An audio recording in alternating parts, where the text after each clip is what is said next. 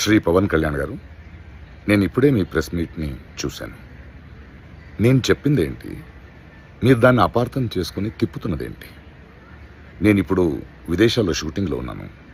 30వ తారీఖు తర్వాత వచ్చి మీ ప్రతి మాటకి సమాధానం చెప్తాను. ఈ మధ్య మీకు వీలైతే నా ట్వీట్ని మళ్ళీ చదవండి, అర్థం చేసుకోండి ప్లీజ్.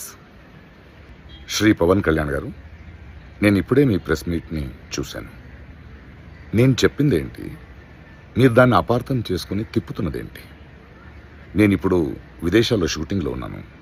30వ తారీఖు తర్వాత వచ్చి మీ ప్రతి మాటకి సమాధానం చెప్తాను. ఈ మధ్య మీకు వీలైతే నా ట్వీట్ని మళ్ళీ చదవండి, అర్థం చేసుకోండి ప్లీజ్. శ్రీ పవన్ కళ్యాణ్ గారు, నేను ఇప్పుడే మీ ప్రెస్ మీట్ని చూశాను. నేను చెప్పిందేంటి, మీరు దాన్ని అపార్థం చేసుకుని తిప్పుతున్నదేంటి? నేను ఇప్పుడు విదేశాల్లో షూటింగ్లో ఉన్నాను.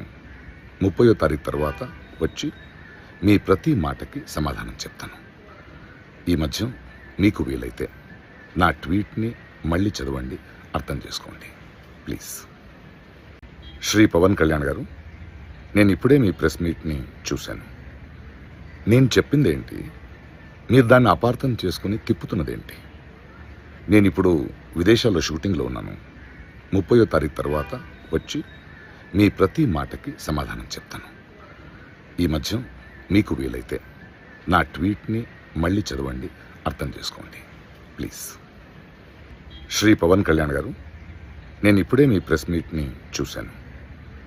నేను చెప్పిందేంటి, మీరు దాన్ని అపార్థం చేసుకుని తిప్పుతున్నదేంటి? నేను ఇప్పుడు విదేశాల్లో షూటింగ్లో ఉన్నాను. 30వ తారీఖు తర్వాత వచ్చి మీ ప్రతి మాటకి సమాధానం చెప్తాను.